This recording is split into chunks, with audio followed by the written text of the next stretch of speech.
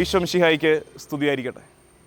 പരിശുദ്ധ അമ്മയോട് ചേർന്ന് അമ്മയെ ധ്യാനിച്ച് നമ്മൾ നടത്തുന്ന യാത്ര തുടരുകയാണ്. ഈ നാളുകളിലൊക്കെ വിവിധ മനുഷ്യർ, വചനം പങ്കുവയ്ക്കുന്നവർ നമുക്ക് പരിശുദ്ധ അമ്മയെക്കുറിച്ച് ധാരാളമായിട്ട് പറഞ്ഞു തരുന്നുണ്ട്. ഈ കാലത്തെ ഓർത്ത് ഇങ്ങനെ ഒരുപാട് പരിമിതികൾക്കിടയിലും നമുക്ക് ലഭിക്കുന്ന ഈ അവസരത്തെ ഓർത്ത് ദൈവത്തിന് നന്ദി പറയണം. കഴിഞ്ഞ 2 പ്രഭാഷണങ്ങളിലും ഞാൻ നിങ്ങളോട് സംസാരിച്ചത്, അത് ഓർത്തിരിക്കണം. നിങ്ങൾ ആ ഒരു പാറ്റേൺ മനസ്സിൽ കിടക്കണം. ഞാനത് ആവർത്തിച്ച് പറയുന്നത് ആ കാര്യത്തിൽ നിങ്ങൾക്ക് നല്ല ക്ലാരിറ്റി ഉണ്ടാകാൻ വേണ്ടിയിട്ടാണ്. പരിശുദ്ധ അമ്മ നമുക്ക് മധ്യസ്ഥയാണ്, മാതൃകയാണ്. ഞാൻ പറഞ്ഞു മധ്യസ്ഥയാണെന്നുള്ള കാര്യം നമുക്കിനി ആരും പറഞ്ഞു തന്നില്ലെങ്കിലും നമുക്കറിയാം. മാതൃകയാണെന്നുള്ളത് നമ്മൾ കൂടുതൽ ധ്യാനിച്ച് മനസ്സിലാക്കേണ്ട കാര്യമാണ്. അത് നമ്മുടെ ജീവിതത്തിൽ നമുക്ക് ഒരുപാട് ഉപകാരപ്പെടും. എന്ത്? പരിശുദ്ധ അമ്മയെ മാതൃകയായി മുമ്പിൽ കാണുന്നത്. കഴിഞ്ഞ 2 ടോക്കുകളിൽ നമ്മൾ പറഞ്ഞത്, ഒന്നാമത് ഒറ്റപ്പെടലിൻ്റെ ഈ കാലഘട്ടത്തിൽ, കൊറോണ കാലം ഒറ്റപ്പെടലിൻ്റെ കാലമാണ്. ഒറ്റപ്പെടലിൻ്റെ ഈ കാലഘട്ടത്തിൽ പരിശുദ്ധ അമ്മ നമുക്ക് തുണയാകുന്നു. രണ്ടാമത്, ഈ കഴിഞ്ഞ ദിവസങ്ങളിൽ നമ്മൾ ധ്യാനിച്ച കാര്യം, സ്വാർത്ഥത എന്ന വലിയ അപകടം പടർന്നു പിടിക്കുന്ന ഈ കാലഘട്ടത്തിൽ പരിശുദ്ധ അമ്മ സ്വാർത്ഥതയുടെ ഈ ചങ്ങല പൊട്ടിച്ച് അപരനിലേക്ക് സഹായത്തിൻ്റെ കരം നീട്ടാൻ നമ്മളെ സഹായിക്കുന്നു. ഇന്ന് നമ്മൾ ധ്യാനിക്കുന്നത് ഇതുപോലെ തന്നെ ഈ കാലഘട്ടവുമായിട്ട് ബന്ധപ്പെട്ട കാര്യമാണ്. കൊറോണയുടെ, കോവിഡിൻ്റെ ഈ പശ്ചാത്തലത്തിൽ നമ്മുടെ ദേശം നേരിടുന്ന ഒരു വെല്ലുവിളിയെ അതിജീവിക്കാൻ പരിശുദ്ധ അമ്മ നമുക്കെങ്ങനെ മാതൃകയാകുന്നു എന്നതാണ് നമ്മളിന്ന് ചിന്തിക്കുന്ന വിഷയം. ഇത് ഈ കാലഘട്ട അസാധ്യതകളുടെ കാലമാണ്. നമ്മൾ സാധാരണ പറയത്തില്ലേ, സാധ്യതകളുടെ കാലം. ഞാനതിൻ്റെ നേരെ ഓപ്പോസിറ്റ് പറയാൻ ശ്രമിച്ചതാണ്. അസാധ്യതകളുടെ കാലമാണ്. പലതും അസാധ്യമായി പോവുകയാണ്, വഴിമുട്ടി നിൽക്കുകയാണ് നമ്മൾ. പല കാര്യങ്ങളും നമ്മളിപ്പോൾ അതിനെ ഡിഫൈൻ ചെയ്യുന്നത്, അതിനെ നിർവചിക്കുന്നത് ഇംപോസിബിൾ, അസംഭവ്യം, അസാധ്യം എന്നാണ്. അതുകൊണ്ട് മുന്നോട്ട് വെച്ച പല ചുവടുകളും നമ്മൾ പുറകോട്ട് വെക്കാൻ തീരുമാനമെടുത്തിരിക്കുകയാണ്. നോക്കിക്കേ, എന്തുമാത്രം കാര്യങ്ങളിലാണ് ഈ അസാധ്യം എന്ന കാര്യം വന്നിരിക്കുന്നത്. വിദേശത്ത് പഠനത്തിന് പോകാൻ വിസ കിട്ടിയ കുഞ്ഞുങ്ങളുണ്ടായിരുന്നു നമ്മുടെ കൂട്ടത്തിൽ. അവർക്കിപ്പോൾ അസാധ്യം എന്നതുപോലെ പകച്ചു നിൽക്കുകയാണ് അവരൊക്കെ. ഒരുപാട് കാലം കാത്തിരുന്നിട്ട് ഒരു ജോലിക്ക് വിസ കിട്ടിയ മനുഷ്യരുണ്ട്. ഇപ്പോൾ ദാ അതിനെയും അവർ അസാധ്യമെന്നതുപോലെ കരുതുകയാണ്. ഇനി ഉണ്ടാകുമോ അങ്ങനെ ഒരു അവസരം? നാളുകളായി വിദേശത്ത് ജോലി ചെയ്തിരുന്ന മനുഷ്യർ ഇനി ആ ദേശത്ത് തുടരുക അസാധ്യമാണെന്ന് വിചാരിച്ചു തുടങ്ങിയിരിക്കുകയാണ്. പതുക്കെ കെട്ടും ഭാണ്ഡവുമൊക്കെ എടുത്ത് നാട്ടിലേക്ക് തിരിച്ചു പോരാൻ ഒരുങ്ങി തുടങ്ങിയിരിക്കുകയാണ്. കുറേ പേര് വന്നു കഴിഞ്ഞു. ഇനി പുതിയൊരു കച്ചവടത്തിന് വേണ്ടി, നാട്ടിലൊരു ബിസിനസ് തുടങ്ങാൻ വേണ്ടി ഫണ്ട് സ്വരുക്കൂട്ടി വെച്ചിരുന്നവർ ഇനി തിരിച്ചറിയുന്നു, വിചാരിക്കുന്നു അസാധ്യമാണ്. ഇനി അതിലേക്ക് ഇറങ്ങിത്തിരിക്കുക എളുപ്പമല്ല. അല്ലെങ്കിൽ ഈ കഴിഞ്ഞ നാളുകളിൽ ഈ കൊറോണയും ഇതൊക്കെ വരുന്നതിന് മുമ്പ് പല കാര്യങ്ങളിലേക്ക് ഇൻവെസ്റ്റ് ചെയ്ത മനുഷ്യരുണ്ട്. ഞാൻ ഈ പറയുന്നതെല്ലാം നമ്മുടെ സാമ്പത്തിക സാഹചര്യമായിട്ട് ബന്ധപ്പെടുത്തിയാണ്. ഇനിയും അതിനപ്പുറത്ത് മറ്റു കാര്യങ്ങളും പറയാനുണ്ട്. പല കച്ചവടത്തിലേക്കും കാശിറക്കി വെച്ചവർ ഇനി ഇത് തിരിച്ചു കിട്ടുക അസാധ്യമാണെന്ന് വിചാരിച്ചിരിക്കുകയാണ്. എനിക്ക് തന്നെ അറിയാം, നമ്മുടെ ചില സുഹൃത്തുക്കളൊക്കെ ചില ബിസിനസ് മേഖലകൾ തച്ചു തകർന്നു പോയില്ലേ ഈ കാലഘട്ടത്തിൽ. നമ്മുടെ കേറ്ററിംഗ് നടത്തുന്ന സുഹൃത്തുക്കൾ, വലിയ സൗണ്ട് സിസ്റ്റം നടത്തുന്നവർ, ഇവർക്കൊക്കെ വലിയ ബുദ്ധിമുട്ടിലായിരിക്കുകയാണ്. അപ്പോൾ ചുറ്റുപാടും ഈ അസാധ്യം എന്ന വാക്ക് കിടന്ന് മുഴങ്ങുകയാണ്. ഇനി നമ്മുടെ ആത്മീയ മേഖലയിൽ ഇനിയും ഒരു തിരിച്ചുവരവ്, ഇനിയും കർത്താവിലേക്ക് പൂർണ്ണ ആശ്രയത്വത്തോടെ ഒരു തിരിച്ചുവരവ് നമ്മുടെ പാപാവസ്ഥയിൽ നമ്മൾ വിചാരിക്കും അസാധ്യമാണ്. നഷ്ടപ്പെട്ടു പോയ നന്മകൾ ഇനിയൊന്ന് വീണ്ടെടുക്കൽ നമ്മൾ വിചാരിക്കും അസാധ്യമാണ്. ഇങ്ങനെ ഒരുപാട് അസാധ്യം എന്ന് ഇപ്പോൾ എത്ര വട്ടം ഞാൻ പറഞ്ഞു കഴിഞ്ഞു അല്ലേ?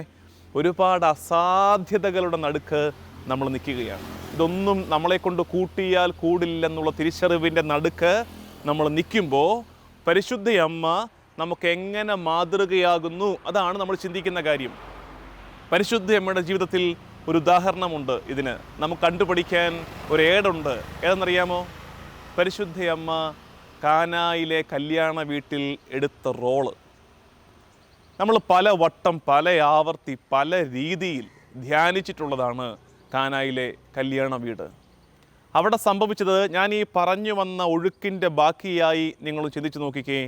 അവിടുത്തെ കുടുംബനാഥൻ ഇതുപോലെ ഒരു അസാധ്യതയുടെ മുമ്പിൽ നിൽക്കുകയാണ്. ഇനി ഒരു രക്ഷപ്പെടലില്ല. കാരണം നാണക്കേടിൻ്റെ വക്കിൽ നിൽക്കുകയാണ്. ഒരു വീട്ടിൽ ഒരു കല്യാണം നടക്കുമ്പോൾ അവിടെ ചോറ് തീർന്നു പോയാൽ പിന്നെ സമാധാനമുണ്ട്. ഉള്ള നേരത്ത് വെള്ളം തിളപ്പിച്ചരിയിട്ട് ചോറുണ്ടാക്കാമെന്നൊരു സമാധാനമുണ്ട്.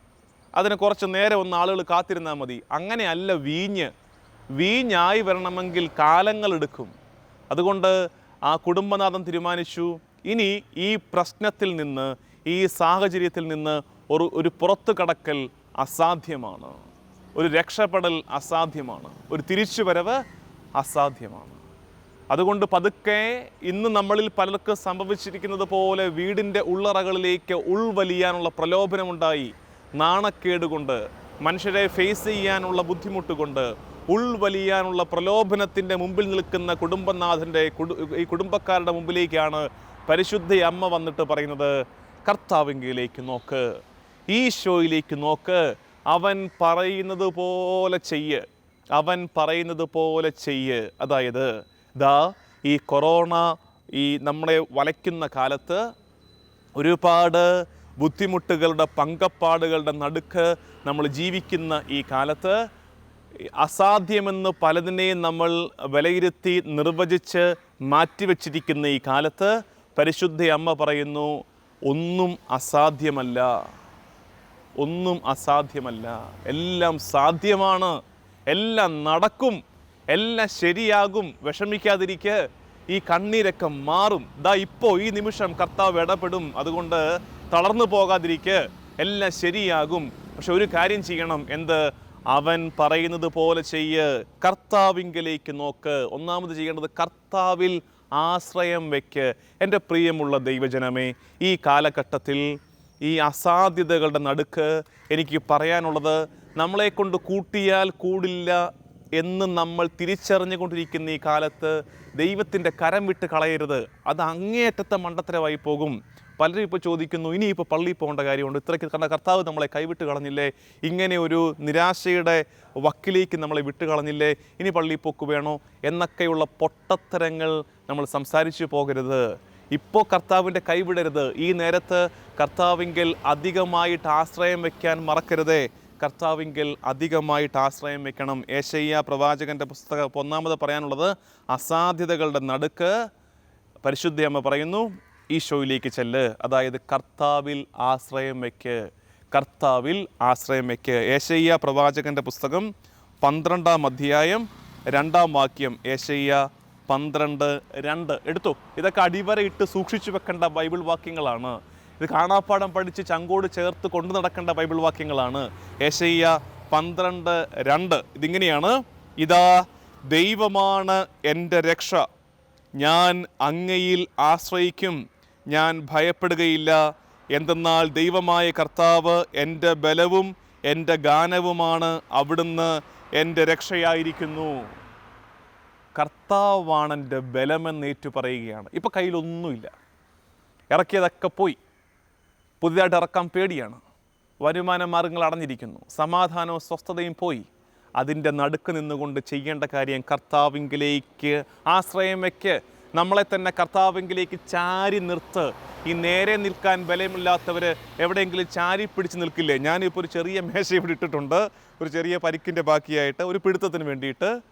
അപ്പം നേരെ നിൽക്കാൻ ബലമില്ലാത്തവരിങ്ങനെ സപ്പോർട്ടിൽ ചാരി നിൽക്കും. അതുപോലെയാണ് കർത്താവിങ്കിലേക്ക് ചാരി നിന്നിട്ട് പറയുക, കർത്താവാണ് എൻ്റെ ബലം, കർത്താവിൽ ആശ്രയം വയ്ക്കണം. യേശയ്യാ 41:10 യേശയ്യാ പ്രവാചകൻ്റെ പുസ്തകം 41 അധ്യായം 10 വാക്യം. അതിങ്ങനെയാണ്, ഭയപ്പെടേണ്ട, ഞാൻ നിന്നോട് കൂടെയുണ്ട്. ഈ എന്നെ കേൾക്കുന്ന നേരത്ത് കണ്ണ് നിറഞ്ഞിരുന്ന് കേൾക്കുന്നവരോട് എനിക്ക് പറയാനുള്ളത്, എൻ്റെ വാക്കുകൾ നിങ്ങളെ ആശ്വസിപ്പിക്കുകയൊന്നുമില്ല, അതൊക്കെ വെറുതെയാണ്. വചനം നിങ്ങളെ ആശ്വസിപ്പിക്കും, വചനം നിങ്ങളോട് കമ്മ്യൂണിക്കേറ്റ് ചെയ്യുകയാണ്. മുന്നോട്ടുള്ള യാത്രയിൽ കുറ്റാക്കുരിട്ട് മാത്രം കാണുമ്പോൾ, കൂറ്റൻ പാറക്കെട്ടുകൾ നമ്മുടെ വഴിമുടക്കി നിൽക്കുന്നത് പോലെ നമുക്ക് തോന്നുമ്പോൾ, ഇനി ഒന്നും ജീവിതത്തിൽ സന്തോഷമായ കാര്യങ്ങൾ സംഭവിക്കാൻ പോകുന്നില്ല എന്നുള്ള നിരാശയിലിരിക്കുമ്പോൾ കർത്താവ് പറയുന്നു, യേശയ്യാ 41:10, ഭയപ്പെടേണ്ട, ഞാൻ നിന്നോട് കൂടെയുണ്ട്, സംഭ്രമിക്കേണ്ട, ഞാനാണ് നിൻ്റെ ദൈവം, ഞാൻ നിന്നെ ശക്തിപ്പെടുത്തുകയും സഹായിക്കുകയും ചെയ്യും, എൻ്റെ വിജയകരമായ വലത്ത് കൈകൊണ്ട് ഞാൻ നിന്നെ താങ്ങി നിർത്തും. കർത്താവ് താങ്ങിപ്പിടിച്ച പിന്നെ നടക്കാൻ എന്താ ബുദ്ധിമുട്ട്? ഏതു മേഖലയും നമ്മൾ വെട്ടിപ്പിടിക്കും. കൂടുതൽ കരുത്തോടെ നമ്മൾ തിരിച്ചു വരും. അത് നമ്മുടെ കുടുംബത്തിലെ സമാധാനം, നമ്മുടെ കുടുംബത്തിൻ്റെ വിശുദ്ധീകരണം, നമ്മുടെ സാമ്പത്തിക മേഖല ഒക്കെ തിരിച്ചു വരുന്നത് നമ്മളറിയും. യെശയ്യാ 41 അധ്യായത്തിൻ്റെ തന്നെ 13 വാക്യം താഴോട്ട് നോക്കിയാൽ മതി. നിന്റെ ദൈവവും കർത്താവുമായി ഞാൻ നിന്റെ വലത്ത് കൈ പിടിച്ചിരിക്കുന്നു. ഞാനാണ് പറയുന്നത്, ഭയപ്പെടേണ്ട, ഞാൻ നിന്നെ സഹായിക്കും. തുടർന്ന് യെശയ്യാ പ്രവാചകന്റെ പുസ്തകം 54 അധ്യായം 17 വാക്യം. യെശയ്യാ 54 അധ്യായം 17 വാക്യം. അവിടെ നമ്മൾ വായിക്കുന്നത് ഇങ്ങനെയാണ്: കർത്താവ് അരുളി ചെയ്യുന്നു, നിന്നെ ഉപദ്രവിക്കാനുണ്ടാക്കിയ ഒരായുധവും ഫലപ്രദമാവുകയില്ല. നിന്നെ ഉപദ്രവിക്കാനുണ്ടാക്കിയ ഒരായുധവും ഫലപ്രദമാവുകയില്ല. അതിപ്പോൾ എന്താണെങ്കിലും, ഈ പറയുന്ന കൊറോണ വൈറസ് ആണെങ്കിലും, നിന്നെ ഉപദ്രവിക്കാനുണ്ടാക്കിയ ഒരായുധവും ഫലപ്രദമാവുകയില്ല. എന്നിട്ട് ബാക്കി, നിനക്കെതിരെ വിധി പ്രസ്താവിക്കുന്ന എല്ലാ നാവുകളെയും നീ ഖണ്ഡിക്കും. കർത്താവിൻ്റെ ദാസരുടെ പൈതൃകവും എൻ്റെ നീതി നടത്തലുമാണത്. ഇതാണ് കർത്താവിൻ്റെ ദാസരുടെ പൈതൃകം. കർത്താവ് കാത്തു സൂക്ഷിക്കും. ഇത് ചരിത്രത്തിൽ നമ്മൾ കാണുന്നതാണ്. കർത്താവ് കരം പിടിക്കും, കർത്താവ് പൊതിഞ്ഞു പിടിക്കും. അപ്പം ഞാൻ പറഞ്ഞു വന്നത്, ആ പാറ്റേൺ മനസ്സിൽ നിന്ന് പോകരുത്. ഇത് അസാധ്യതകളുടെ കാലമാണ്. ഒന്നും നടക്കില്ല എന്ന് നമുക്ക് തോന്നിപ്പോകുന്ന കാലമാണ്. അപ്പോൾ അങ്ങനെ ഒരു കാലത്ത് പരിശുദ്ധ അമ്മയിലേക്ക് നോക്കണം. അത് കാനായിലെ വീട്ടിൽ സമാനമായൊരു സാഹചര്യം സംഭവിച്ചു. പരിശുദ്ധ അമ്മ എന്തു പറഞ്ഞു? കർത്താവിങ്കിലേക്ക് നോക്ക മക്കളെ, കർത്താവിങ്കിലേക്ക് ചെല്ല്. അതായത് കർത്താവിൽ ആശ്രയം വയ്ക്ക്. കർത്താവിൽ ആശ്രയം വെക്കണമെന്നാണ് നമ്മളിപ്പോൾ എല്ലാം ഈ വചനങ്ങളിലൂടെ സംസാരിച്ചത്. ഇനി നമ്മൾ തിരിച്ചറിയാൻ പോകുന്നത്, അടുത്ത തിരിച്ചറിവിലേക്ക് വരികയാണ്. കർത്താവിൽ ആശ്രയം വയ്ക്കുമ്പോൾ എന്ത് സംഭവിക്കും? കർത്താവിൽ ആശ്രയം വയ്ക്കുമ്പോൾ എന്താണ് സംഭവിക്കാൻ പോകുന്നത്? അത് പരിശുദ്ധ അമ്മയോട് മാലാഖ പറഞ്ഞ കാര്യമാണ്. ഇതാണ് ഈ ടോക്കിൻ്റെ കൺക്ലൂഷൻ. അവിടെയാണ് നമ്മളെ തന്നെ ലാൻഡ് ചെയ്യേണ്ടത്. കർത്താവിൽ ആശ്രയം വയ്ക്കുമ്പോൾ എന്ത് സംഭവിക്കും? ലൂക്കായുടെ സുവിശേഷം 1 അധ്യായം 37 വാക്യം മാലാഖ പരിശുദ്ധ അമ്മയോട് പറഞ്ഞത്. ലൂക്ക 1:37. ദൈവത്തിന് ഒന്നും അസാധ്യമല്ല. ലൂക്ക 1:37. ദൈവത്തിന് ഒന്നും അസാധ്യമല്ല. എൻ്റെ പ്രിയമുള്ള ദൈവ പൈതലെ, എൻ്റെ പ്രിയമുള്ള എന്നെ കേൾക്കുന്ന എൻ്റെ ശ്രോതാവേ, നിൻ്റെ മുമ്പിൽ മുന്നോട്ടൊരു ചുവട് വയ്ക്കാൻ നീ വലഞ്ഞിരിക്കുന്ന നേരത്ത്, ഇനി എന്ത് ചെയ്യണമെന്നറിയാതെ ആകുലപ്പെട്ടിരിക്കുന്ന നേരത്ത് കണ്ണടച്ചൊന്ന് പറഞ്ഞേക്കണം, ലൂക്ക 1:37. ദൈവത്തിന് ഒന്നും അസാധ്യമല്ല. ഇതൊരു മന്ത്രം പോലെ കൊണ്ടു നടക്കണം. എപ്പോഴും പറയണം, ലൂക്ക 1:37. ദൈവത്തിന് ഒന്നും അസാധ്യമല്ല. ഈശോ തന്നെ പറയുന്നു, മത്തായിയുടെ സുവിശേഷം 19 അധ്യായം 26 വാക്യം. ഞാനിത് ബൈബിൾ വാക്യങ്ങൾ അവിടുന്ന് ഇവിടുന്നൊക്കെ പറയുമ്പോൾ അത് തുറന്നെടുത്ത് അടിവരയിട്ട് വെക്കാൻ മറക്കരുത്. മത്തായിയുടെ സുവിശേഷം 19 അധ്യായം 26 വാക്യം. ഈശോ ഇങ്ങനെ പറയുന്നു, യേശു അവരെ നോക്കി പറയുന്നു, മനുഷ്യർക്ക് ഇത് അസാധ്യമാണ്, എന്നാൽ ദൈവത്തിന് എല്ലാം സാധ്യമാണ്. ഇപ്പോഴത്തെ സിറ്റുവേഷനിലെ കറക്റ്റ് വാക്യമാണ്. മനുഷ്യർക്ക് ഇത് അസാധ്യമാണ്. ശരിയാണ്. ഇപ്പോഴത്തെ ഈ സാഹചര്യത്തിൽ നിന്ന് പുറത്ത് കടക്കുക. ഈശോ പറയുന്നു, മനുഷ്യർക്ക് ഇത് അസാധ്യമാണ്, എന്നാൽ ദൈവത്തിന് എല്ലാം സാധ്യമാണ്. കർത്താവ് ഇടപെടുമ്പോൾ ഇതെല്ലാം മാറും. ദൈവത്തിന് എല്ലാം സാധ്യമാണ്. ഫിലിപ്പി ലേഖനം 4:13 നമുക്ക് നന്നായിട്ട് അറിയാവുന്നതാണ്. ഫിലിപ്പി ലേഖനം 4:13. എന്നെ ശക്തനാക്കുന്നവനിലൂടെ എനിക്കെല്ലാം ചെയ്യാൻ സാധിക്കും. ഫിലിപ്പി 4:13. എന്നെ ശക്തനാക്കുന്നവനിലൂടെ എനിക്കെല്ലാം ചെയ്യാൻ സാധിക്കും. ജെറമ്യ പ്രവാചകന്റെ പുസ്തകം 32 അധ്യായത്തിൻ്റെ 17 വാക്യം. ഈ വാക്യം കൂടെ പറഞ്ഞ് നമ്മളിത് അവസാനിപ്പിക്കുകയാണ്. ജെറമ്യ 32:17. ദൈവമായ കർത്താവേ, അങ്ങാണ് ശക്തമായ കരം നീട്ടി ആകാശവും ഭൂമിയും സൃഷ്ടിച്ചത്. ഒന്നും അങ്ങേക്ക് അസാധ്യമല്ല. ഇത് പ്രാർത്ഥനയാണ്. ഇതൊരു പ്രാർത്ഥനയാണ്. ദൈവമായ കർത്താവേ, അങ്ങാണ് ശക്തമായ കരം നീട്ടി ആകാശവും ഭൂമിയും സൃഷ്ടിച്ചത്. അങ്ങേക്കൊന്നും അസാധ്യമല്ല. പ്രാർത്ഥിക്കണേ. ജെറമ്യ 32:17-18 വാക്യങ്ങൾ സ്വർഗത്തിലേക്ക് നോക്കി, കർത്താവിലേക്ക് നോക്കി പറയണം, ദൈവമായ കർത്താവേ, അങ്ങാണ് കരുത്തുറ്റ കരം കൊണ്ട് ആകാശവും ഭൂമിയും സൃഷ്ടിച്ചത്. അങ്ങേക്ക് ഒന്നും അസാധ്യമല്ല. അപ്പോൾ ദൈവജനമേ, നമ്മൾ പറഞ്ഞു വന്ന കാര്യം മനസ്സിൽ പതിയട്ടെ. എന്താണ് പറഞ്ഞത്? ഈ കൊറോണയുടെ ഈ കാലഘട്ടത്തിൽ പല വെല്ലുവിളികൾ നമ്മുടെ മുമ്പിൽ ഇങ്ങനെ ഉയർന്നു നിന്ന് നമ്മളെ ഭയപ്പെടുത്തുമ്പോൾ ഒരു പ്രധാനപ്പെട്ട വെല്ലുവിളിയാണ് പലതും അസാധ്യമാണ് എന്ന ചിന്ത. അങ്ങനെ ഒരു വെല്ലുവിളിയുടെ മുമ്പിൽ പരിശുദ്ധ അമ്മയിലേക്ക് നോക്കണം. അമ്മ മാതൃകയാകും. കാനായിലെ കല്യാണ വീട്ടിൽ അങ്ങനെ ഒരു വെല്ലുവിളിയുടെ നേരത്ത് അമ്മ പറഞ്ഞു, ഈശോയെങ്കിലേക്ക് നോക്ക്, കർത്താവിൽ ആശ്രയം വെക്ക്, കർത്താവിൽ ആശ്രയം വെക്കണം. നമ്മളെ തന്നെ കർത്താവിലേക്ക് ചാരി നിർത്തണം. അങ്ങനെ വരുമ്പോൾ തിരിച്ചറിവുണ്ടാകണം, കർത്താവ് ഇടപെടും. അവനവൻ്റെ കരുത്തുറ്റ ബലം കൊണ്ട് നമ്മളെ ചേർത്ത് പിടിക്കും, കരം പിടിക്കും, നമ്മളെ നടത്തുകയും ചെയ്യും. ദൈവനാമത്തിന് മഹത്വമുണ്ടാകട്ടെ. ആമേൻ.